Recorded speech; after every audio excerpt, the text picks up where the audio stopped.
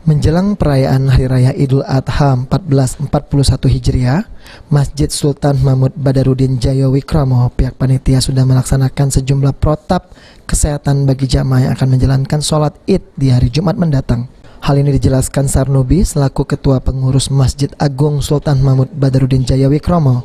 Dirinya sudah menerima undangan dari pemerintah Kota Palembang untuk tugas yang akan dilaksanakan pengurus masjid. Menurut Sarnubi, untuk mengantisipasi pencegahan COVID-19, dirinya bersama panitia sudah menyiapkan pembatas saf untuk para jamaah yang akan menjalankan sholat Id di dalam gedung utama.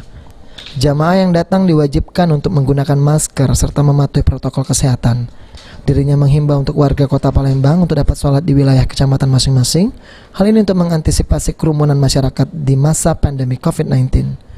Jadi Masjid Sultan Mahmud Badarudin Jayawikromo sudah menyampaikan kepada Bapak Wali Kota ya bahwa kita ini keterbatasan untuk tenaga sampai keluar. Jadi kalau ada sampai meludak, itu akan diatur bersama-sama dengan petugas pemerintah kota, baik Pol PP maupun polisi ya, untuk mengatur. Kita juga ada remaja masjid untuk membantu mengaturnya ya. Namun itu juga kita harapkan masyarakat menyadari ya. Sebenarnya kalau masyarakat menyadari untuk tidak terjadi sentuhan, menjaga jarak, dan juga pakai masker, insya Allah. Ade Sunandar, PAL TV.